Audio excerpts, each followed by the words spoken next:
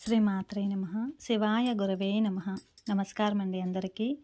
ఈరోజు మనము ఒక ముఖ్యమైన నామం గురించి తెలుసుకోబోతున్నాము. మన జీవితంలో అత్యంత ప్రమాదకరమైన శత్రువు ఎవరు మీకు తెలుసా?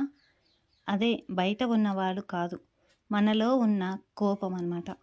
ఈ కోపాన్ని నియంత్రించే ఒక గొప్ప రహస్యము మనకు లలితా సహస్రనామంలో ఉంది. అదే 9వ నామమైన క్రోధాకారాంకుశోజ్వల. అమ్మవారి 2వ ఆయుధమైన అంకుశం అన్నమాట. అమ్మవారి చేతిలో ఉన్న అంకుశము దేనికి ప్రతీక? అది మన కోపాన్ని ఎలా జ్ఞానంగా మార్చుతుంది? ఈరోజు ఈ వీడియోలో మనం తెలుసుకుందాము.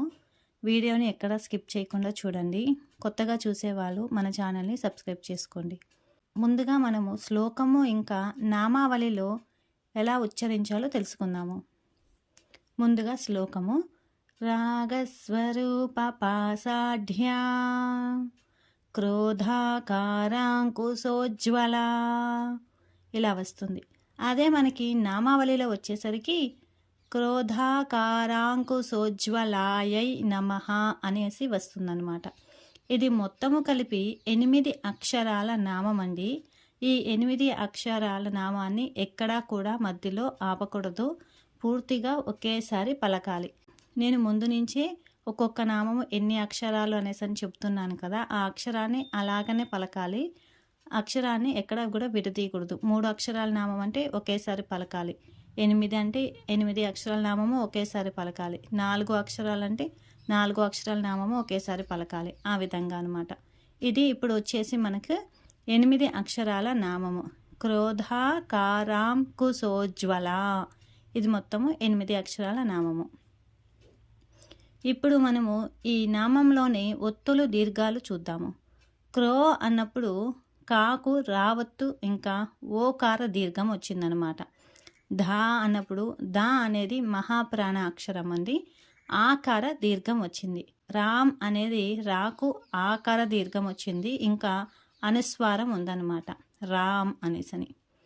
సో అన్నప్పుడు సాకు ఓకార దీర్ఘం వచ్చింది. జ్వా ఇక్కడ జాకు జావత్తు వచ్చింది, ఇంకా వావత్తు కూడా వచ్చింది, అంటే ద్వితీయ సంయుక్త అక్షరం అనమాట. అలాగే లా అన్నప్పుడు చివరన ఆకార దీర్ఘం వచ్చింది. ఇక్కడ జ్వా అన్నప్పుడు ఒత్తిడి ఇచ్చి పలకాలన్నమాట. జ్వా అనేసి అని చెప్పి చిన్నగా ఒత్తిడి అనేది ఇవ్వాలి మనం ఇక్కడ. అదే మనము ఇప్పుడు పద విభజనలో చూసుకుంటే కనుక క్రోధ ఆకార అంకుశ ఉజ్వల అనేసని విభజించవచ్చు. క్రోధ అంటే కోపము అనేసని, ఆకార అంటే రూపము కలిగినది అనేసి అని చెప్పి, అంటే రూపము అని. ఆకారం అంటే రూపం అనే కదా అర్థము, అదనమాట. అంకుశ అంటే ఏనుగును అదుపు చేసే ఒక సాధనం అన్నమాట. అంటే ఒక ఏమని చెప్తాము, అంకుశం అంటే ఇప్పుడు ఏనుగుని అదుపు చేయడానికి ఆ మావటి వాళ్ళ చేతుల్లో ఒకటి ఉంటుంది కదండి, ఒక ఆయుధంలాగా, అలాంటిదనమాట. ఉజ్వల అంటే ప్రకాశించేది అనేసి అని చెప్పి, అంటే అమ్మవారి కుడి చేతిలో ఉండే అంకుశము మనలోని క్రోధానికి ప్రతీక అనమాట. మదపు ఏనుగు లాంటి మన కోపాన్ని నియంత్రించే సాధనమే అమ్మవారి చేతిలో ఉండేది అనేసి అని చెప్పి. ఇప్పుడు ఈ నామం యొక్క స్థూలార్థం చూసుకుంటే దగదగలాడే అంకుశాన్ని చేతిలో ధరించి భీతిని కొలిపే శత్రువులను సైతం అదుపు చేసే రూపము అనేసి అని చెప్పి. సూక్ష్మార్థం చూసుకుంటే కనుక కోపం అనేది ఒక శక్తి. ఇది ఇతరుల మీద చూపిస్తే నాశనం అవుతుంది, మనలోని అజ్ఞానం మీద చూపిస్తే అది జ్ఞానాగ్ని అవుతుందన్నమాట. అంతరార్థం చూసుకుంటే మంత్రశాస్త్రం ప్రకారము అంకుశం అంటే జ్ఞానశక్తి అని. ఏది మంచో ఏది చెడో విడమర్చి చెప్పి మనల్ని సరైన మార్గంలో పెట్టే అంకుశము అమ్మ చేతిలో ఉండేది అని. ఇప్పుడు మనము ఈ నామాన్ని జీవితానికి ఎలా అన్వయించుకోవాలి అంటే, కోపం వచ్చినప్పుడు మనము విచక్షణ అనేది కోల్పోతాము. అంటే అంకుశం ఎలాగైతే ఏనుగును పొడిచి దారిలోకి తెస్తుందో, అలాగే మనం కూడా కోపాన్ని గమనించి దానిని అదుపులోకి తెచ్చుకోవాలన్నమాట. అంటే జీవితంలో తప్పుడు దారిలో వెళ్తున్నప్పుడు మన మనసే మనకు అంకుశంగా మారి హెచ్చరించాలి అనేసి అని చెబుతోంది. ఇంకా ఈ నామంలోని అక్షరాల శక్తి చూస్తే కనుక క్రోధాకారాంకుశోజ్వల. ఈ నామంలోని ప్రతి అక్షరం కూడా బీజశక్తిగా భావించబడుతుంది.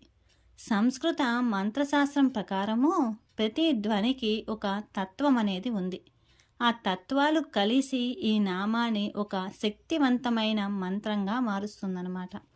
మామూలుగా బీజాక్షరాలు అనేటివి మనము గురువు ద్వారానే ఉపదేశం తీసుకోవాలండి. నేను ఇక్కడ అక్షరాల శక్తి గురించి మాత్రమే మీకు నేను వివరిస్తున్నాను, గమనించగలరు.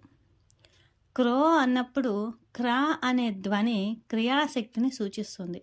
శాస్త్రాలలో క్రా ధ్వని మనలోని అలసత్వాన్ని తొలగించి చర్య వైపు నడిపించే ఒక శక్తిగా చెప్పబడిందనమాట. క్రో అని పలికినప్పుడు గొంతు లోపల ఒక గంభీరమైన ప్రకంపన ఏర్పడుతుందన్నమాట. ఒక వైబ్రేషన్ అనేది వస్తుంది. ఆ వైబ్రేషను మనలో ఉన్న అవసరం లేని ఆవేశాన్ని దారిలో పెట్టే ఒక శక్తిగా భావించబడుతుంది. ధా అన్నప్పుడు ధా అనే అక్షరము ధారణ అనే భావానికి మూలమన్నమాట. ధారణ అంటే మనసును ఒకే చోట నిలిపి ఉంచే శక్తి అనేసని. అందుకే మంత్రశాస్త్రంలో ధా ధ్వనిని స్థిరత్వము ఇంకా నియంత్రణకు సంకేతంగా భావిస్తారు. రామ్ రామ్ అనేది అగ్నితత్వాన్ని సూచించే శబ్దం అన్నమాట. అనేక తంత్ర గ్రంథాలలో కూడా చెప్పబడింది. అగ్ని యొక్క పని ఏమిటండి అంటే దహించడము, శుద్ధి చేయడము. అంటే అగ్ని ముందు ఏది వేసినా కానీ దహించేస్తుంది కదా. అలాగే రామ్ అనే ధ్వని మనలోని అజ్ఞానంని ఇంకా నెగటివ్ భావాలను దహించే శక్తిగా భావించబడింది అనమాట. ఇంకా ఈ ధ్వని జ్వాల అనే పదానికి మూలమైనది. జ్వాల అంటే వెలుగు, ప్రకాశము అనేసి అని చెప్పి. అందుకే అనే సంయుక్తాక్షరము మన బుద్ధిని ప్రకాశింపజేసే జ్ఞాన జ్వాలగా భావించబడింది. ఉజ్వల అంటే ప్రకాశవంతమైనది, తేజస్సుతో నిండినది అనేసని. అంటే ఈ నామం ద్వారా మనలోని కోపం అనే చీకటి జ్ఞానం అనే వెలుగుగా మారాలి అని చెబుతోంది. శాస్త్రీయ దృష్టికోణంలో చూస్తే కనుక ధ్యానము లేదా మంత్రజపం చేస్తున్నప్పుడు మన శ్వాస నెమ్మది అవుతుందన్నమాట. మీరు కూడా గమనించే ఉంటారు. ఎప్పుడైనా ధ్యానం చేసినప్పుడు కానీ మంత్రం జపం చేస్తున్నప్పుడు కానీ మనకు తెలియకుండానే మన శ్వాస అనేది నెమ్మది అవుతూ శూన్యంలాగా అయిపోతుందన్నమాట. అంటే అక్కడ ఏమీ కనిపించదు. అంటే మనం శ్వాసను గమనిస్తున్నామా లేదా అన్నది కూడా మనకు తెలియదు అనమాట. ఆ విధంగా అవుతుంది. దీంతో మన మెదడులోని విచక్షణ కేంద్రం ఏదైతే ఉందో అది చురుగ్గా పనిచేయడానికి సహాయపడుతుందని కొన్ని అధ్యయనాలు సూచిస్తున్నాయి అన్నమాట. దీనివల్ల కోపం వంటి తీవ్ర భావోద్వేగాలను నియంత్రించుకోవడము మనకు సులభమవుతుంది. అంటే ఎప్పుడైనా ఎక్కువ కోపం కానీ ఇట్లాంటివి వచ్చినప్పుడు మనం ధ్యానం చేస్తూ ఉన్నా కొంచెం, లేదంటే ఏదైనా మంత్రం చేస్తూ ఉన్నా కానీ, లేదంటే ఇవన్నీ కూడా కాదు, మనం ఒక చోట సైలెంట్గా కూర్చొని మన శ్వాసను గమనిస్తూ ఉన్నా కానీ ఆ కోపం అనేది మెల్లగా శాంతిస్తుంది అనేసి అని చెప్తుంది. మనము ఆందోళన లేదా కోపంలో ఉన్నప్పుడు మెదడులో వేగంగా జరిగే బీటా తరంగాలు ఎక్కువగా ఉంటాయి అన్నమాట. అంటే మంత్రజపం లేదా లయబద్ధమైన ధ్వని ఉచ్చారణ సమయంలో మనసు నెమ్మదిగా ప్రశాంత స్థితిలోకి వెళ్ళి ధ్యానానికి అనుకూలమైన స్థితి ఏర్పడుతుందని కొన్ని పరిశోధనలు చెబుతున్నాయి. సరే, ఈ నామం మనం చేస్తున్నాము, మరి ఈ నామం యొక్క ఫలితం ఏంటి అంటే అనవసరమైన ఆవేశం తగ్గి సహనం అనేది మనకు పెరుగుతుంది. బయటి శత్రువుల కంటే లోపల ఉన్న కోపం అనే శత్రువుపై మనము విజయము సాధిస్తామన్నమాట. కోపం తగ్గడం వల్ల ముఖంలో చిరాకు ఇట్లాంటివన్నీ పోయి మంచి దైవికమైన కాంతి అనేది పెరుగుతుందన్నమాట. అందుకనే చాలామంది పూజలు చేసేవాళ్ళు కానీ, కొంచెం ఇలా మంత్రజపాలు చేసేవాళ్ళు కానీ, అంతెందుకంటే మన యోగులు కానివ్వండి, మన ఋషులు కానివ్వండి, లేదంటే మంచిగా చాలామంది ఉంటారు కదా, తపస్సు చేసుకున్న వాళ్ళు కానివ్వండి, వాళ్ళ ముఖం చూసినప్పుడు ఒక ప్రశాంతమైన ఇది వస్తుందన్నమాట. మనం చూడంగానే ప్రశాంతంగా మనకే అనిపిస్తుంది. అలా ఉంటుందన్నమాట ఆ కోపము మనలో తగ్గినప్పుడు. ఏనుగును అంకుశం ఎలా అదుపు చేస్తుందో అమ్మవారు కూడా మనలోని అదుపులేని కోపాన్ని, ద్వేషాన్ని తన జ్ఞానం అనే అంకుశంతో నియంత్రిస్తుంది అనే ఈ నామం అర్థము. సాధకునిలోని జ్ఞానశక్తికి ఈ అంకుశమే సంకేతం అన్నమాట.